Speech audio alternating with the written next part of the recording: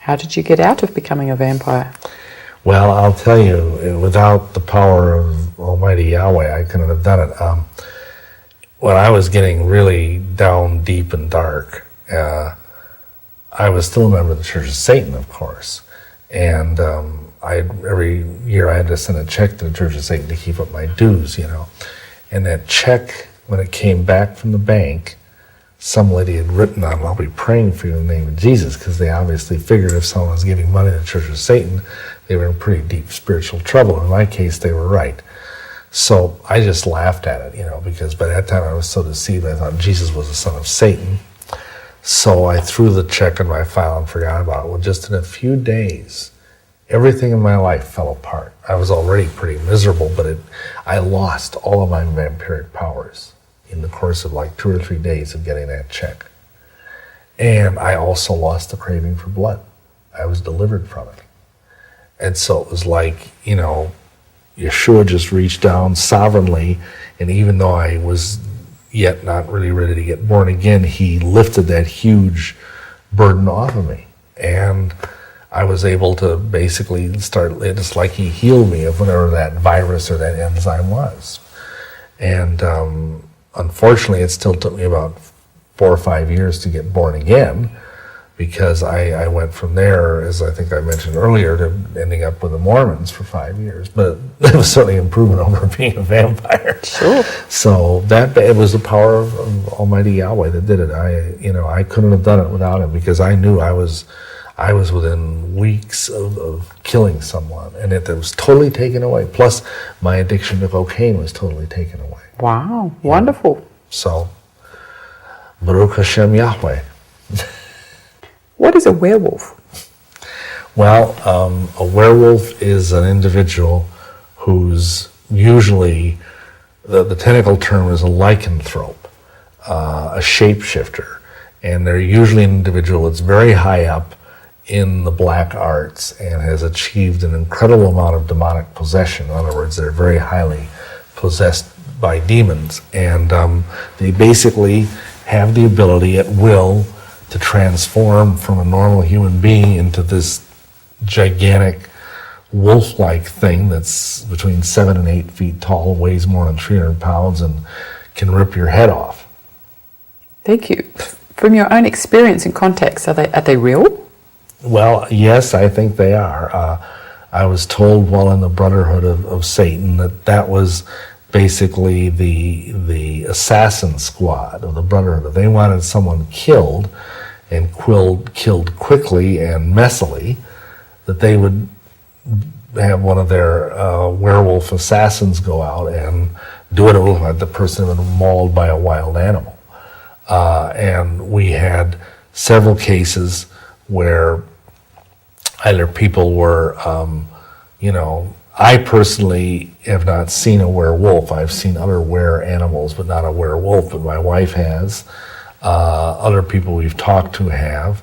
I think the most obvious story and the most closest to me would be when one time when I was a minister, a Christian minister, and I was down in Salt Lake doing a conference, and my wife was alone on this compound where our ministry was out in the country near Seattle, very much isolated. And she had happened that, thank Yahweh, this happened that her sister was with her, and they were both Christians. And the weird thing was we just moved into this place and there was no locks on the door because we were out in the middle of nowhere. I mean, no one ever came out there. But all of a sudden, it became very important that there was a lock on the door, and there wasn't one because they started hearing something. They said it sounded like a cougar or something pacing around outside the house, except its footprints were audible. And you don't usually hear a cougar's footprints. It was like thump, thump, kind of like the Tyrannosaurus Rex in Jurassic Park. And we didn't know, they didn't know what it was. And it was happening that this place was like a split level house, and the living room was kind of like up on the second floor. And my wife opened the window, and there was something staring back at her like from about 7 feet off the ground. These big red eyes, and they were enormous. And she couldn't see anything else, but she vaguely outlined, because there was like one of those night light things about 100 yards away. But it was just, whatever it was dark and enormous. And it kept pacing around the house, and they were just praying up a storm and pleading the blood of the Lamb over the house, and it never could get in.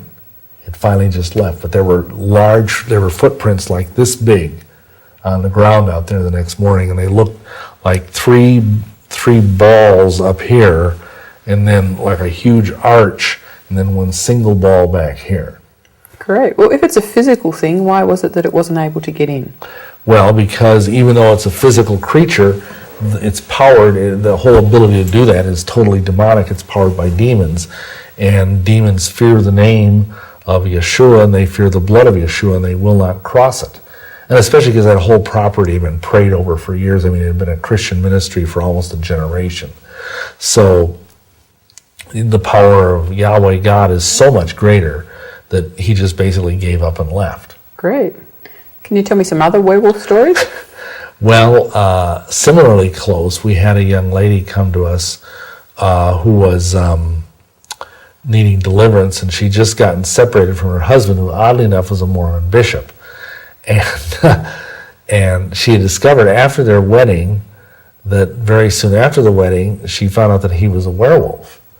And he was also an airline pilot. That's what he did for a living. So can you imagine having a werewolf airline pilot? Well, there's one out there. Goodness. And this guy actually raped her while he was a werewolf. And she had the scars to prove it. And she also had the baby to prove it.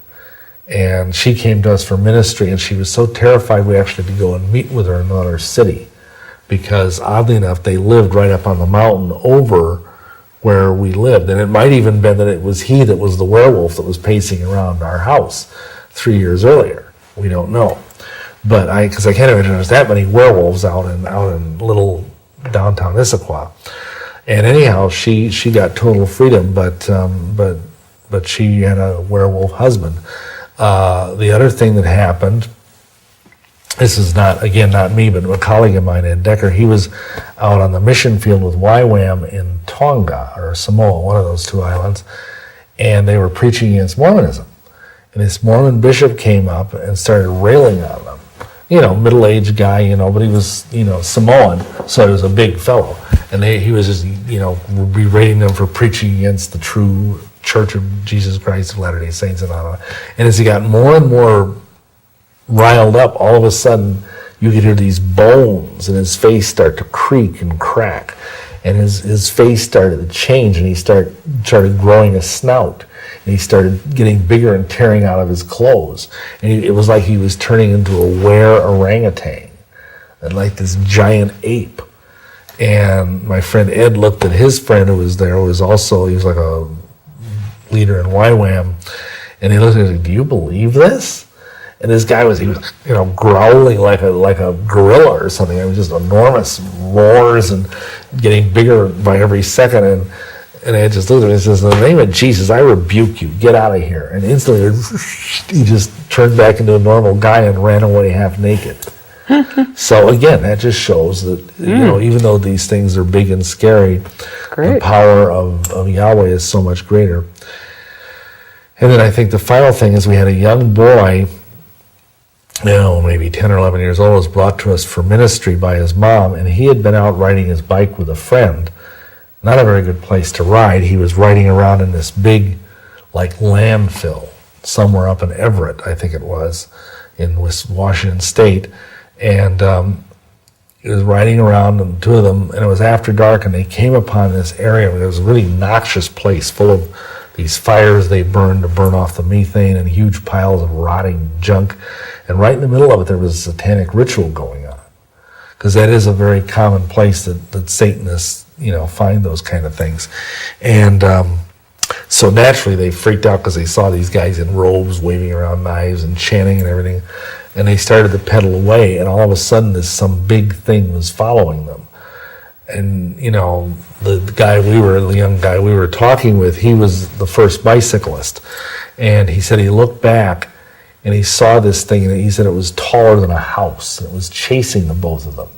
And all he could see was this vague shape in the firelight of blackness and pointed ears and these huge red eyes.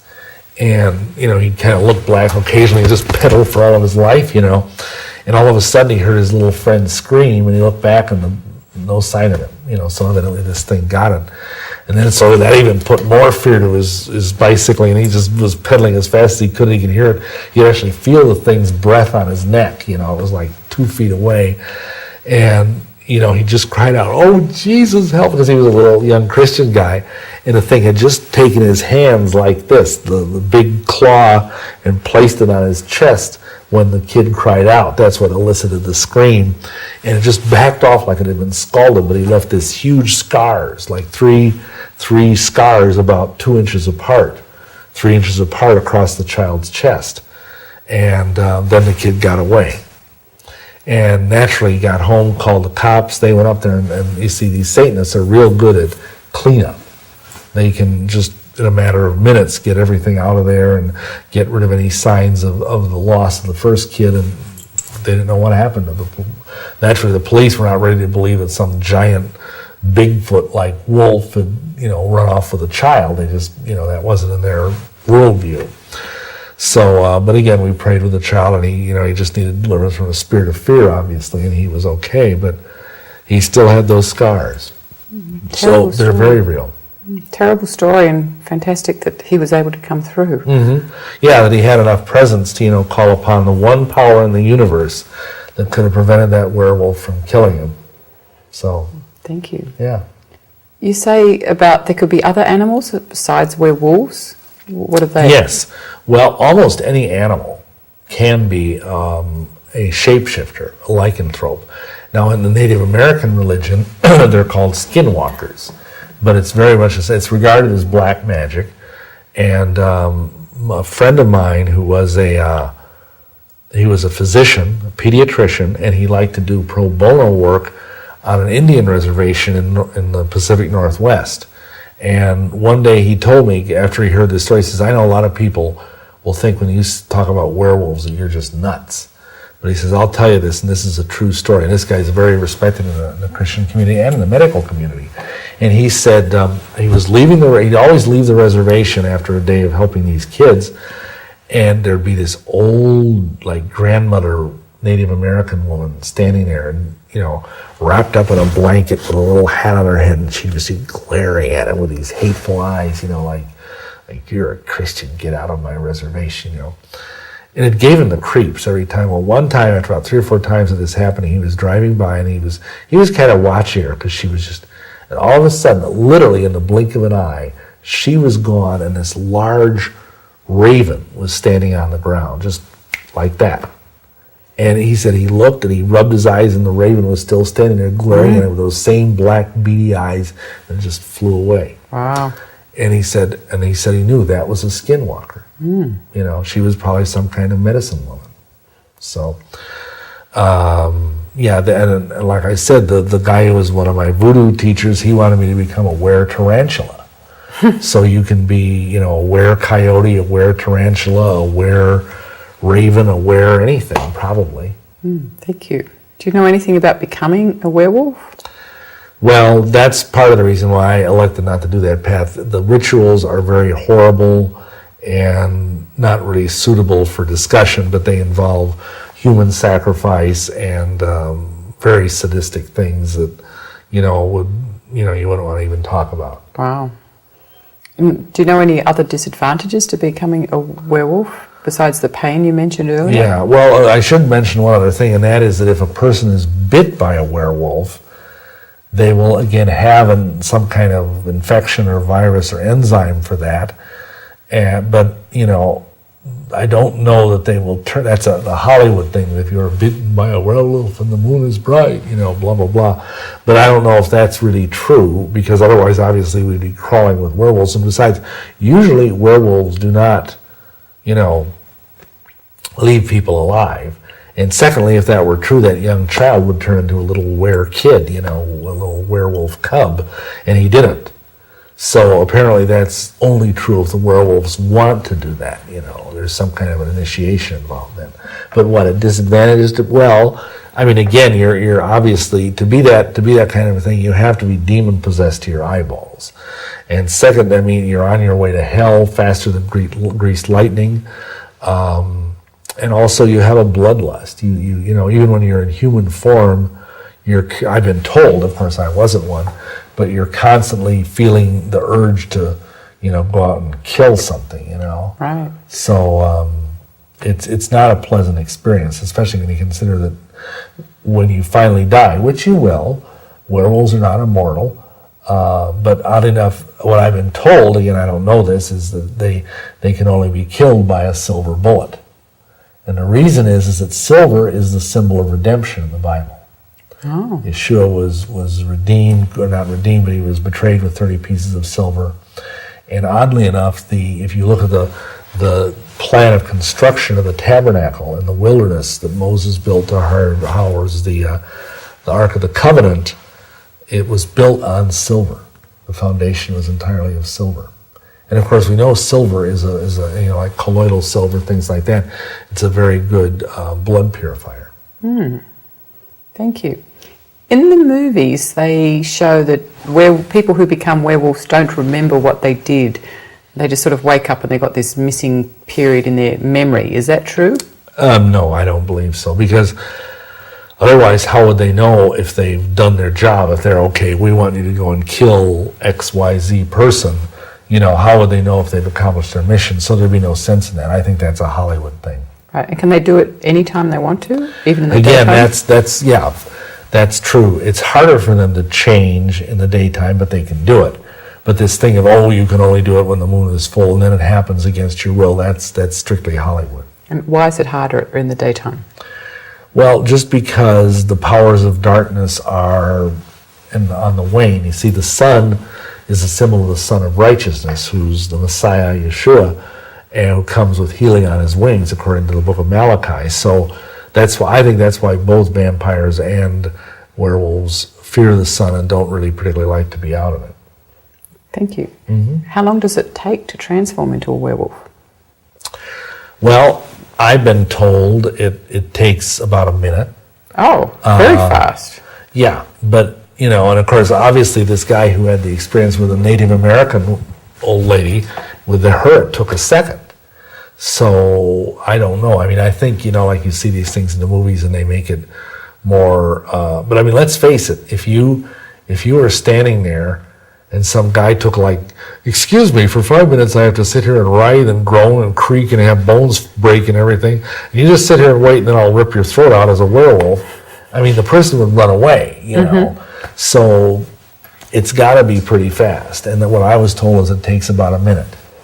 And of course, usually they don't wait and do it in front of the person they're going to kill. They do it in advance, and then, because they can run really fast. If you've got 5-foot legs, you can run awfully fast. Right. I heard a story that someone put out an 800 number asking for anyone who had werewolf stories that were true to phone in, and they had to close the number because they had literally hundreds of thousands of calls. Just wondering if you had any idea how many werewolves there might be. Yeah, that was an actual TV show that was called Werewolf, and they had an 800 number. And yeah, they were just jammed with calls. I really don't know. I assume there's thousands of them in America, probably one in every major city at least. And plus, there's also colonies where they just go and live kind of off by themselves because, it is, kind of, there are certain, it's kind of hard to be a werewolf and just like have a married life and everything. I mean, things start, being rather, well, there's things that start giving it away, so they tend to either not be married. That was the anomaly with this Mormon bishop, is that he was actually married. But literally within a few days, his wife discovered that he was a werewolf. Maybe it's, you start pricking bristly wolf hair out of the guy's hairbrush in the morning in the bathroom or something. I don't know. So I would gather there's probably thousands. But that's just an educated guess. Thank you. Now, if someone wants to see a werewolf changing, is there a film they can watch? Well, I have very good reason. The person that told me this, I think, is pretty much unimpeachable, that the transformation that takes place at the end of the movie, The Howling, they were trying to do it, with special effects naturally, and then they just couldn't get it together on schedule. And so they literally had a real werewolf come in, they closed the set, and they had him transform in that kind of climactic scene in the office, where this girl's kind of standing there. And again, the question is, because it takes a long time in the movie, it might take 2 or 3 minutes, and like, why doesn't this girl just run away? Unless it's like she's just so terrified, or something, I don't know. But anyhow, so what I have been told, I don't know this firsthand, but I have no reason to doubt it, is that is a genuine werewolf transformation you're seeing there. What is the Illuminati? Well, the Illuminati is a large kind of umbrella organization that's more or less at the root of all the different conspiratorial movements in the world. It really started more than 1,000 years ago. In fact, you could say in a way it started way back at the Tower of Babel, but it started really with Hassan-i Sabbah, who was a Ishmaelian heretic in the Islamic movement, and he came up with most of the core ideas of it. And then it kind of came up through the groups like the Templars and the Rosicrucians, and then ultimately flowered, if you will, in 1776 under the guidance of Adam Weishaupt, who started the ancient Illuminated Seers of Bavaria. And that was the beginning of it. And basically it's like the kind of the premier underground occult society. Historians think it was done away with before the beginning of the 19th century, but it wasn't really done away with. It just kind of went underground. Thank you. And what was your involvement in the Illuminati? Well, soon after I'd been involved in some of these high-level forms of masonry and everything, I was basically contacted by them, because you don't ask to join the Illuminati, they ask you. And I received a letter, and then subsequently I received a personal contact from somebody in the organization, and they put me through a kind of actually surprisingly simple sort of initiation, and later on I was given a more thorough initiation by a fellow who came all the way over from France to do it. And then of course the primo thing was the thing I've already talked about, which was the illumination, if you will, when I went up and was taken up into the Saturnian temple and had Lucifer's fingernail go into my, my forehead, and, was basically filled with the light of Lucifer. That's what it means to be, remember, it means to be an illuminated one, Illuminati in Latin. When you got a letter from them, did they actually sign it like, hi, this is the Illuminati here, please come join us? No, it was actually the person that contacted me had written a letter. And how did you know it was from the Illuminati? Well, because it had their letterhead. Oh, so they have an actual letterhead. Yes. Wow. So all the other people who are top, members of political power and order, that they would have got that same letter? Well, You think? no, because I mean, a lot of the, as many people know, a lot of people who are in the Illuminati are in hereditarily. They are in families that are part of the Illuminati. Some of the old mossy money families in America, you know, the Harrimans, the Bundys, you know, some of these other old families that are part, like, you know, the Skull and Bones crowd and the Harvard crowd and the Rockefellers and all of them. Of course, the oldest family that's been in the Illuminati is the Rothschilds. They were there from the very beginning. But all of those people are kind of in it by birth. But a fair number, because, you know, the trouble is if you do it that way, then everything gets kind of incestuous and stagnant. And so they like to bring in new blood, so to speak. And so they do invite people that are not part of this inner clique of these old mossy money families necessarily to be a part of it. And that's what happened to me. See, the way it worked, I think, this is what the spirit guides told me, is that because when I went through these Masonry and the Illuminati are like linked. And at the highest levels of Masonry is where the Illuminati begins. Though that doesn't necessarily mean that everybody who's in the Illuminati is a Freemason. That isn't always the case. But so when I started going through the degrees in the regular Grand Lodge of the state of Wisconsin, I would have spirit guides prompting me to do certain things at certain times. And those things would catch the attention of certain members of the Grand Lodge. And they would kind of, oh, he's, you know, a little different. He's a little special. I would say certain things, or I would give certain answers to questions that would be like key words that would sort of open doorways that the average Mason in Wisconsin would never be able to open.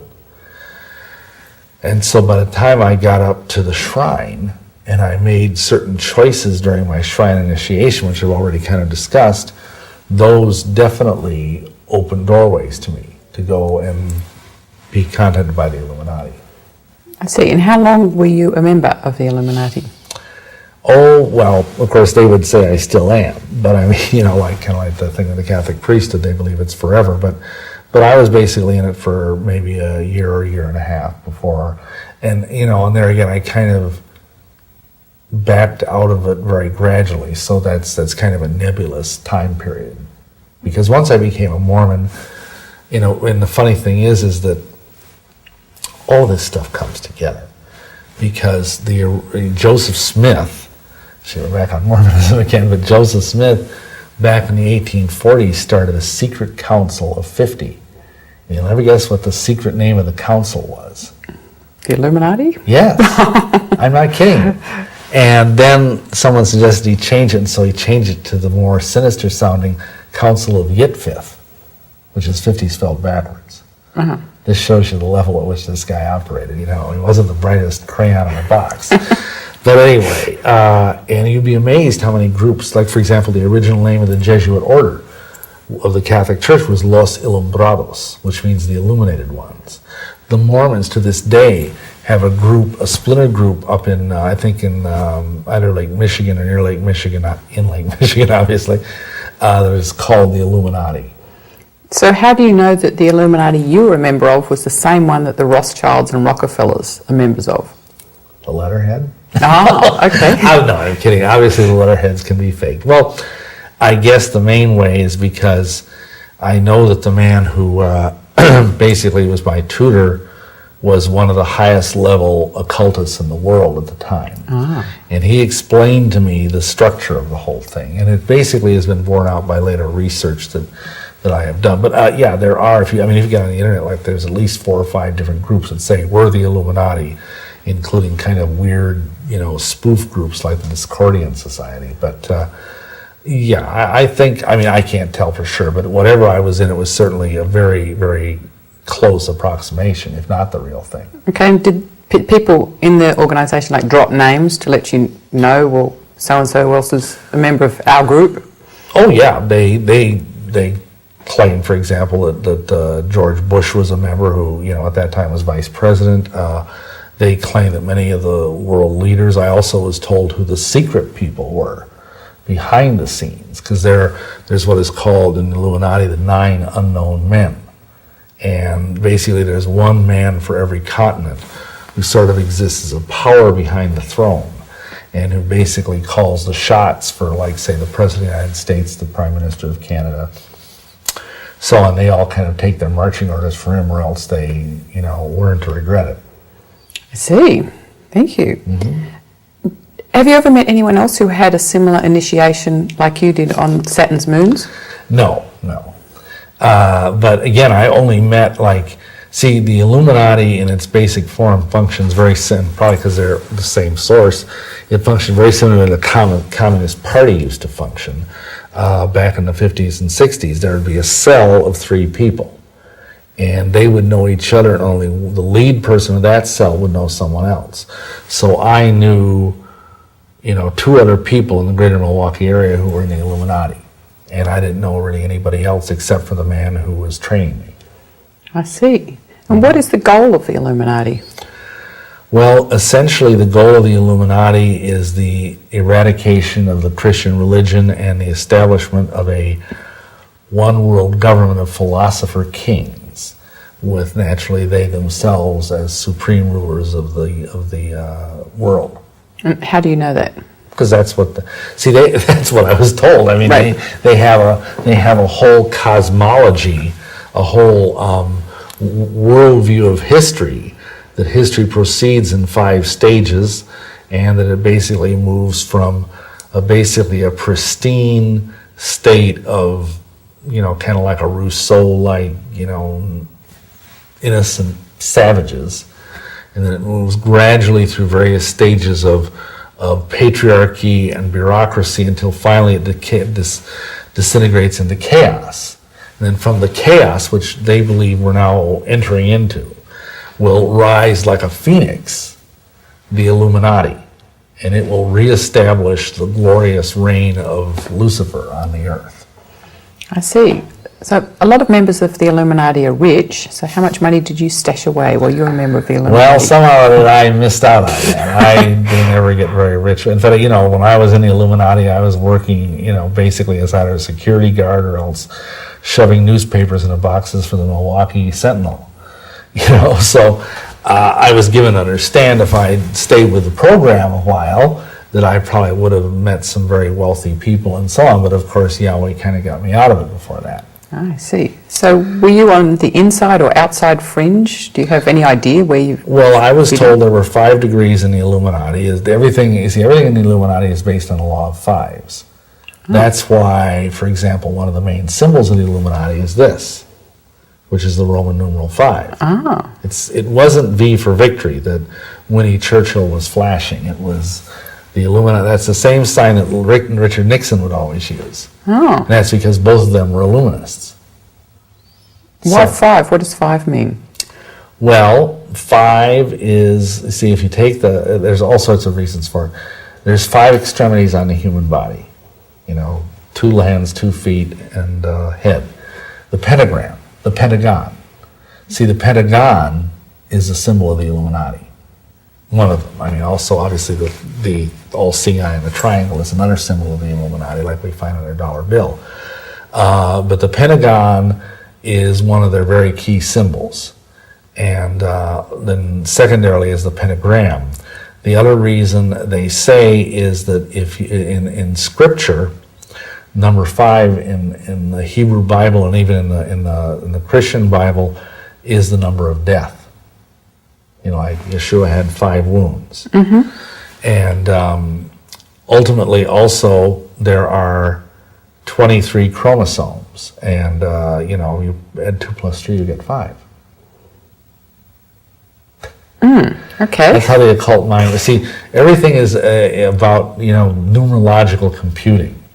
And even with Illuminism, that's why, there's no coincidence the fact that 9/11 happened on 9/11.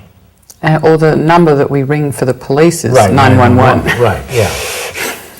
Because the 11 is a very, very powerful number in numerology, and so is 9.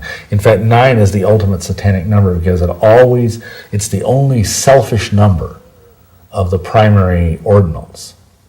You know what I mean by a selfish number? No. It always returns to itself. This is fascinating. Let me illustrate. Let's say, and pick any number at random, like in your mathematics tables. No, 4. 9 times what? 4? 4. That's 36, right? Mm-hmm. 3 plus 6 is 9. Right. Okay. 9 times 9 is 81. 8 plus 1 is 9. Okay. 9 times 8 is 72. 7 plus 2 is 9. No matter what number you multiply by 9, it will always reduce down to 9, even if you're up into like 8 or 9 digits. So in the 911, what was the significance of the 11? Well, see, 11 is a numerological number, meaning the beginning of a new octave. Because it's the start, in the West we have a decimal system that goes from, zero, well, basically 1 to 10 or 0 to 9, however you want to look at it. So 11 is, and of course 10 is basically the same as 1 numerologically, because 1 plus 0 is still 1. But 11 is the beginning of a whole new octave. And so to do something on the 11th day of a month is meaning this is a great new beginning. And of course, it's a great new beginning of Satan, because 9 is the ultimate number of Satan. That's why if you go to the Church of Satan meetings, they will always ring the gong 9 times at the start.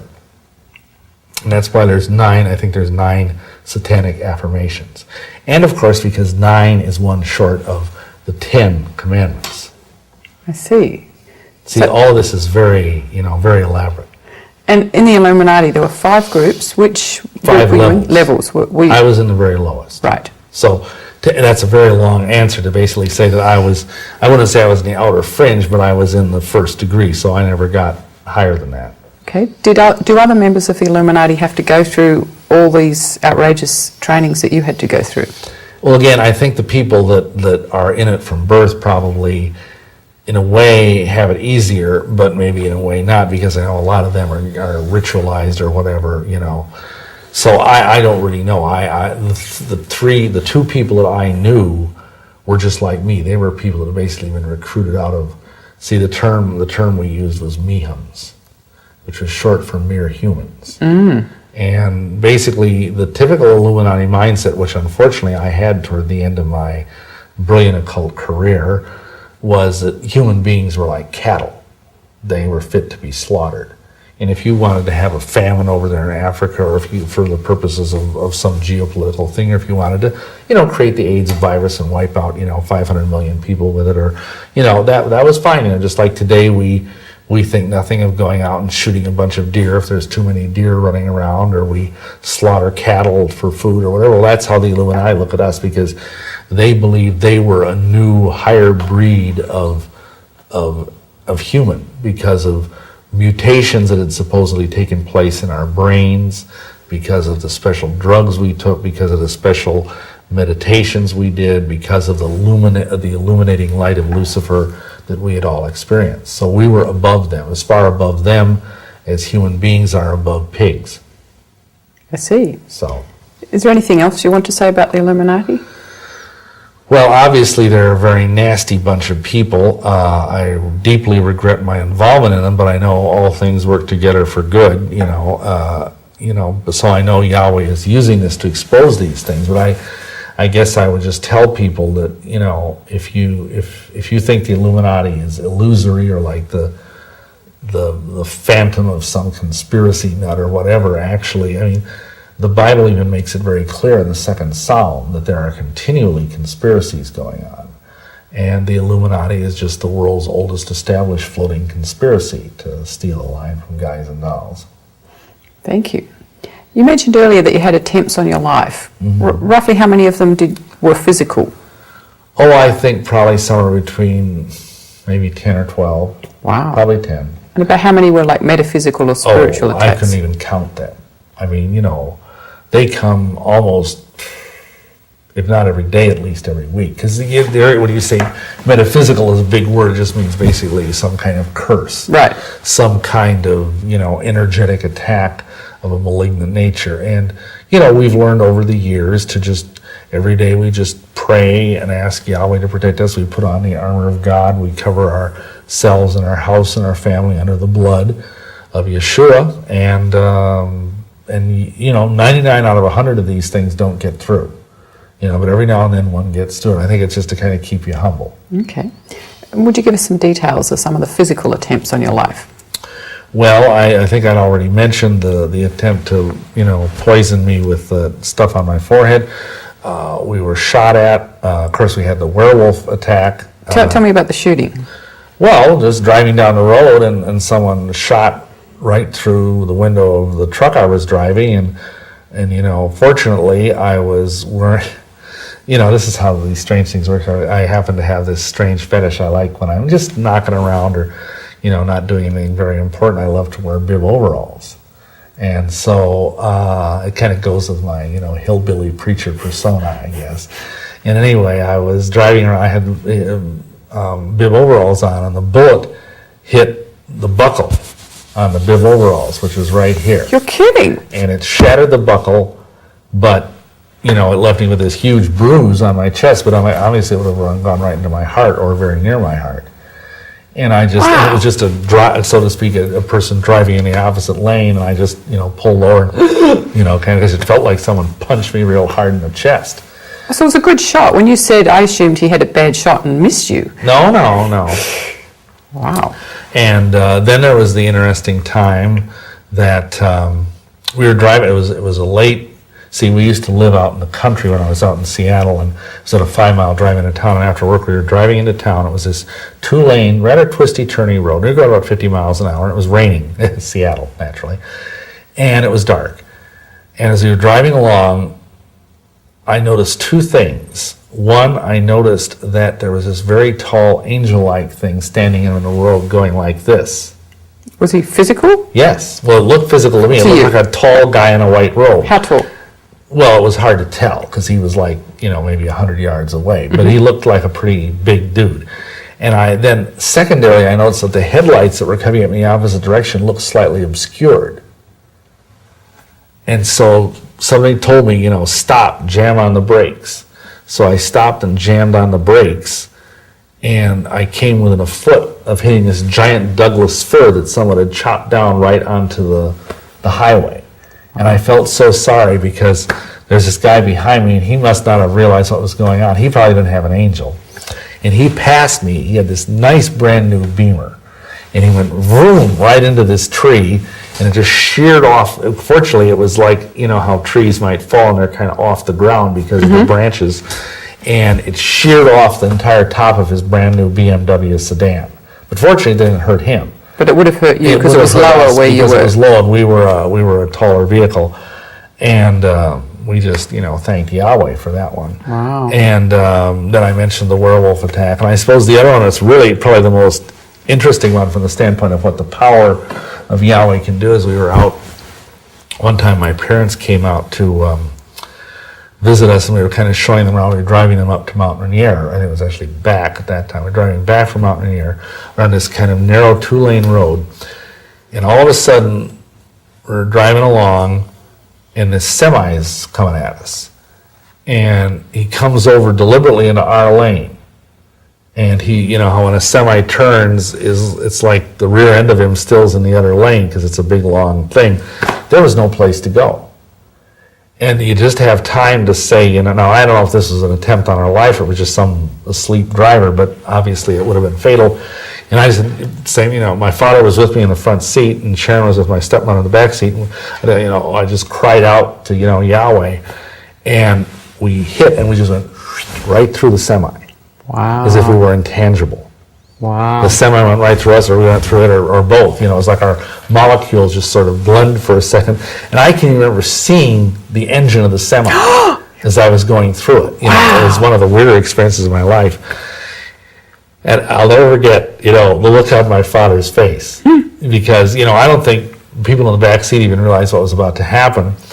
And he looked at me and like, I'm not going to talk about this. They never mentioned it, you know, because it was just so far outside of my father's, you know, because he was this nice, you know, good old garden variety Catholic, and he wasn't used to people dematerializing semis, you know, so, you know, but that was a real blessing because obviously we would have been a hood ornament, you know, on this giant Mack truck. You said that you began to get out of all this when a check came back from the Church of Satan with a note saying, I'll be praying for you in Jesus' name. Did you have to do anything else to get totally free of all this stuff? Well, of course, it may not be clear from the continuity of this particular interview, but from there, we went into the Mormon church for 5 years, and Yahweh he kind of used that as my spiritual decompression chamber. Just like if you take one of those fish from way down in the depths of the ocean, that's really dark and kind of evil looking. You bring it up to the surface, they just kind of blam, they explode. And they need to put in a decompression chamber. Well, the same thing was true of me. I was in pretty deep, dark stuff. And so Yahweh used the Mormon church to kind of teach me how to at least pretend to be a Christian. Because let's face it, if you're a witch, you don't care if you commit a sin, because witches don't believe in sin. And of course, Satanists really don't believe in sin. They think it's a sin not to sin. So anyway, when I finally did figure out that the Mormon church was not true, and I had prayed and given my life to Yahweh, the next step was I was kind of just sitting around reading the Bible and wasn't really sure what to do, because I still was struggling with whether or not the Mormon church was true. And I didn't have any information on that yet. So I was just kind of reading the Bible and trying to figure out what was going on. And we were driving to this little town of Independence, Iowa, which is near my hometown. And there was this tiny little Christian bookstore that I'd never seen before, never seen since. Wow. And I went into it. And I walked around the Christian bookstore. My wife was looking in a quilt store. And this book literally fell off the shelf into my arms. It was A Beautiful Side of Evil by Johanna Michelson, which I think was just brand new at that time. Excellent book. And in there, as I read the book, she talked about at the end, she was a former psychic and also a former, she was trying to be a psychic surgeon. And, you know, the people that kind of reach into your body and pull out diseased organs and stuff with spoons or whatever. And so anyway, she talked about how at the end of her thing, after she got saved, she had to go and destroy all of her occult possessions, to burn them with fire or something like that. And so that kind of convicted me in my heart. So I went and gathered up all of my books, and that was a lot. I mean, we'd sold some of them, we moved, but a lot of books, swords, daggers, robes, incense burners, grimoires, you name it. I had like over $3,000 worth of stuff in the trunk. And I piled them in the trunk first, and I could feel like these little evil spirits saying, you don't want to do this, you don't want to do this, you're going to need these someday, don't do this, you know. And I just tried to shut my mind to that. And then I started calling up churches, because she said, go call a pastor of a church and he'll help you with this, because it's going to be hard for you to do, which was good advice. And so I started calling churches, and they all kept hanging up on me. You know, I didn't call any Catholic churches, because I figured they wouldn't know anything about this. But I'd call up and say, hi, I'm a ex-witch and I have a whole bunch of stuff I want to burn. Can you help me? And they just click, or else I get an answering machine or something, you know.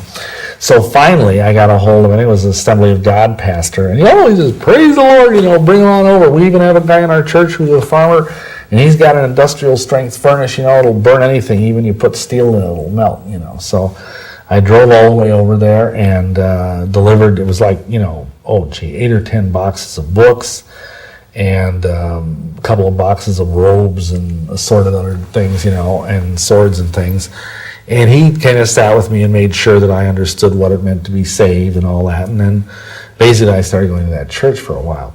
So that was more or less what happened. But then the other side of it was, see, that particular denomination, at least at that time, now we're talking, you know, 20 years ago, didn't believe that a Christian could have a demon. And so they just, oh, well, he's saved, you know, glory to God, whatever, you know.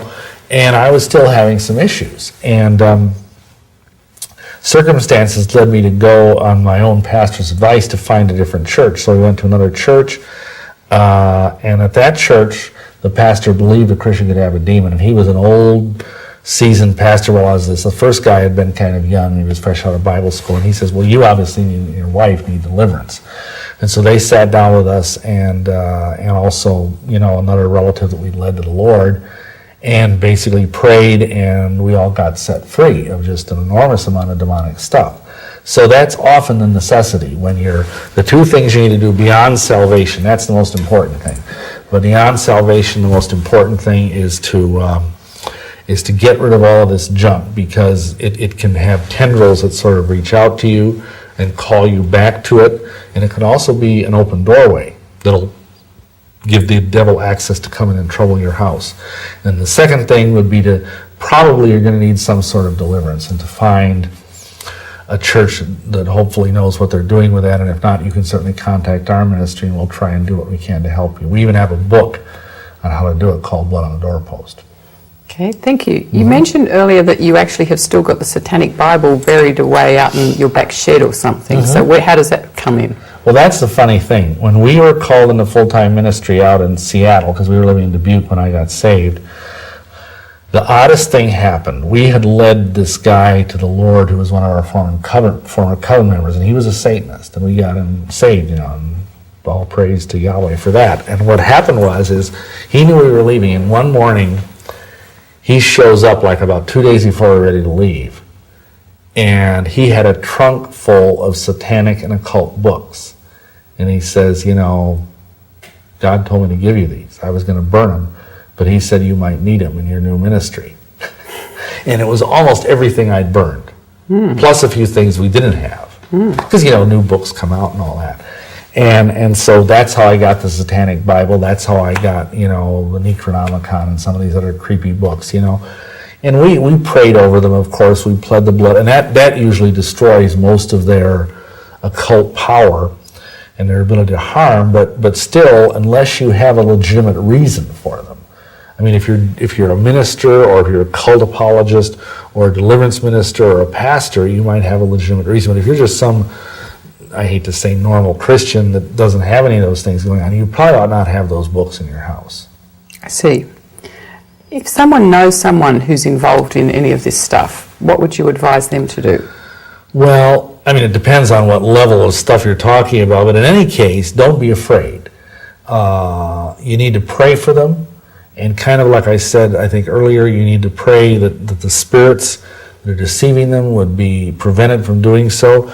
You need to pray that witnessing encounters will be opened up for you to, just the person be just in the right place emotionally. Like, I had to be in the right place emotionally to finally hear the gospel, because the gospel was presented to me 5 years before I actually got saved, and I wasn't ready for it. So sometimes it's a matter of timing. And then the other thing is to pray that person would have other people come to them as you come to them with the testimony of Yeshua, and have them be credible people to him, whatever that means. I mean, it could mean, like if you're seeing a person who's a witch, maybe an ex-witch would come to them and tell them about Yeshua. Or if they're someone who's older, maybe someone who's more in their age group, someone who'd have legitimacy. Those are the key things. Now, we have resources in our ministry. Like we have a little booklet on how to witness to New Agers and occultists and witches. We have another booklet on how to witness to Mormons, another booklet on how to witness to Freemasons. And we have whole books on some of these things. So we try to have resources available to help people, because some people haven't the foggiest idea how to do it, because it is different. When you're dealing with someone who's in a false religion, whatever that religion might be, you first of all have to chip away. It's kind of like painting an old house. You have to remove the old paint before you apply the new paint to the gospel. I see. And from your own point of view, what can Satan do to people? Anything he wants, unless you're a Christian. I mean, he can kill you. He can fry you alive. I mean, and especially if you're not born again, then he is, like the Bible says, he is a roaring lion. He came to steal, kill, and destroy. And if you're not under the blood protection of Yeshua and the Heavenly Father, then you're just, he'll deceive you, he'll destroy you, he'll do anything he can to ruin your life and make you think you're loving it every step of the way. If you're a Christian, then he's like sort of a yappy dog on a short leash. And you see these little yappy dogs sometimes when you're out walking, but he can't really touch you unless he has permission from the Father. And one of the things mainly that can give that permission is if you have some besetting sin in your life, or if you have occult artifacts and things in your house that might be giving an open doorway. So normally the devil has a very, very limited range of access of what he can do to Christians, unless of course you do something that's stupid. I see. Mm-hmm. And from your own point of view, what can Yeshua do for people? Everything. I mean, the funny thing is people get into the occult because they think they want power.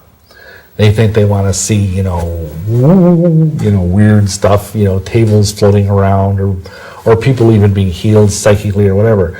And I'll honestly tell you, I was in the occult for 16 years. I've now been a Christian for 21 years. And not just because I have, 5 more years at it.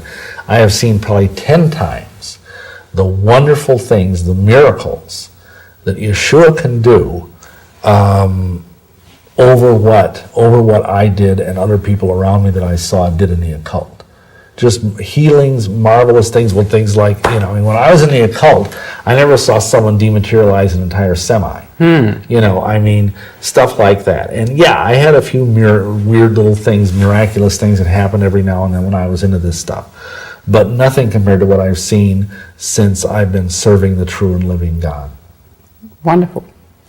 What books and videos do you have that you recommend people look at for further research? Well, in terms of, let's start at the beginning. In terms of Wicca, we have our book, Wicca, Satan's Little White Lie, which is, as far as I know, the only book out there that was written by a former witch from a Christian perspective. And it's basically written as an evangelistic tool to help witches get saved. We have Masonry Beyond the Light, which is, as you might imagine, written for Masons and about people who want to learn more about Masonry. We also have Mormonism's Temple of Doom, which is obviously about Mormonism. Then we have the sequel to Mormonism's Temple of Doom, which is Whited Sepulchres, which is about the architecture of the Mormon temple. Then we have Lucifer Dethroned, which is sort of Sharon's and my autobiography. And it basically gives you almost everything that's on this video, but in a book form. And then we have Space Invaders, which is written about the UFO controversy and how it's being used as a deception today in this final day. And then we have Blood on the Doorpost, which is our kind of deliverance manual, spiritual warfare manual that some people have been kind enough to say it's like a graduate course in spiritual warfare. Additionally, we have many videos and things. Our best-selling video, the 2 best-selling ones are probably Exposing the Illuminati from Within, and then another one is The Medical Conspiracy. We also have videos on Masonry, on Mormonism, almost all the same things we have in our books. We have, because some people don't like to read books, they want to see, videos or DVDs. So, and then additionally we have like tracts. We have more than 60 little booklets. It's called Straight Talks on various resources like, how to witness to people. What about, things like homosexuality? What about things like, Dungeons and Dragons, stuff like that. We have more than 115 things on our website, which is www.withoneaccord.org, withoneaccord.org. Thank you. Thank you, Bill, for this fantastic information and for all the time you've put for us. And it's just wonderful for you that you've put your life on the line like this. I'm sure that a lot of our viewers are amazed at this fantastic information as I am. And I'd like to hand it over to you to make any final comments and to finish with a prayer. Sure. Well, first of all, I want to thank you and your husband, Michael, for the opportunity to do this, and appreciate, what you've given us this opportunity, because never before has all this information been put in one resource. So that's a real blessing. But as far as closing remarks, I think what I'd like to say, first of all, I hope that none of what I've said has caused fear. Because, the spirit of fear is not of Abba Yahweh. It's of the devil.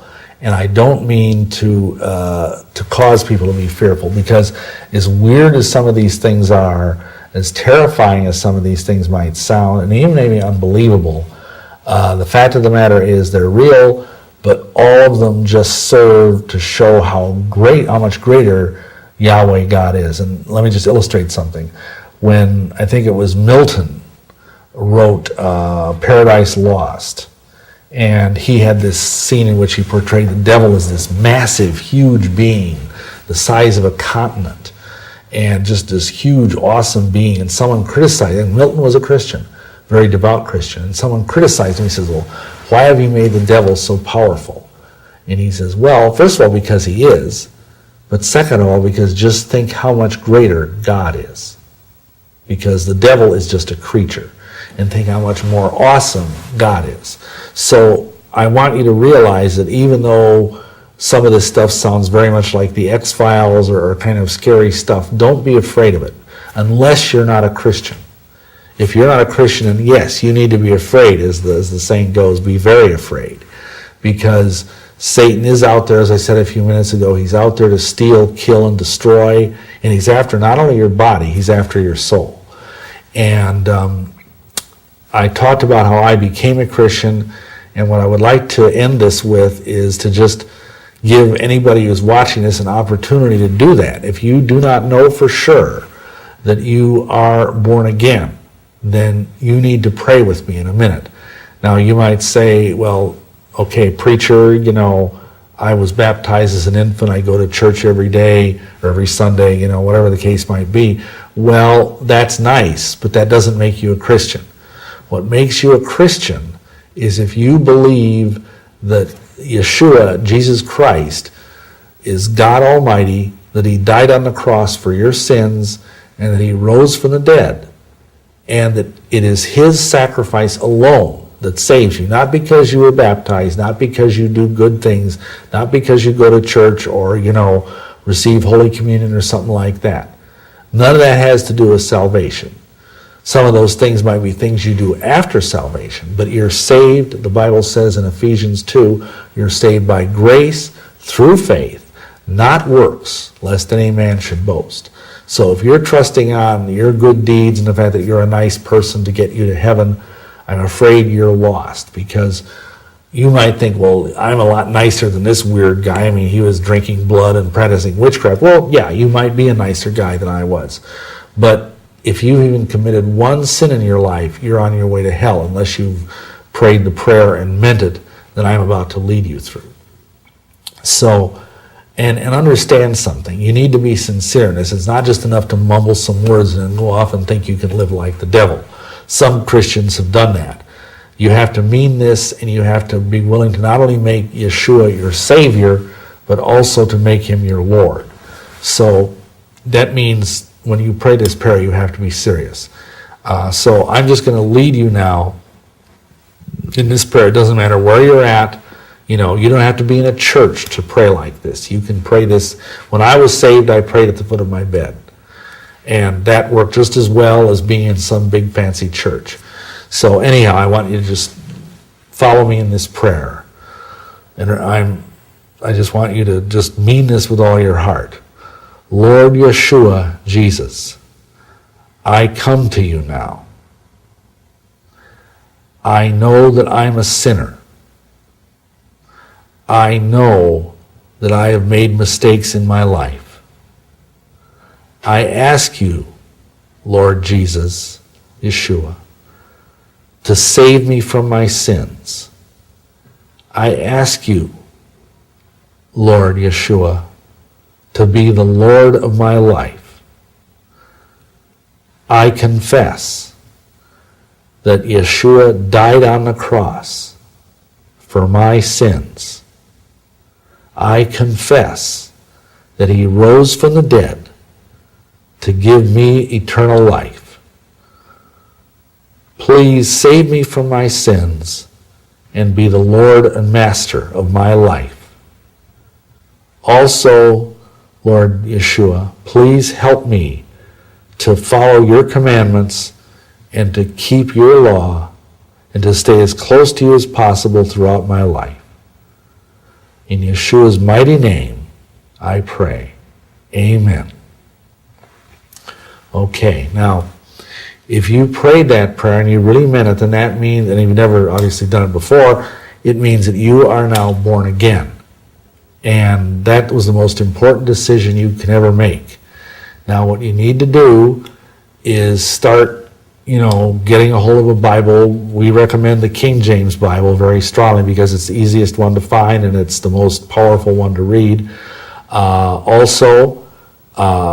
You need to find a good church where the Bible is preached. And if you have any questions about these sorts of things, please contact us. We have literature, free literature we can send you to start you on your walk as a newborn believer in Yeshua. So, thank you, and I'd like to end with the blessing that Yahweh God gave to Moses back when the nation of Israel was first started. May Yahweh God bless and keep you. May he make his face to shine upon you and be gracious unto you. May Yahweh lift up his countenance upon you and give you shalom. In the name of Yeshua HaMoshiach, Jesus Christ. Amen.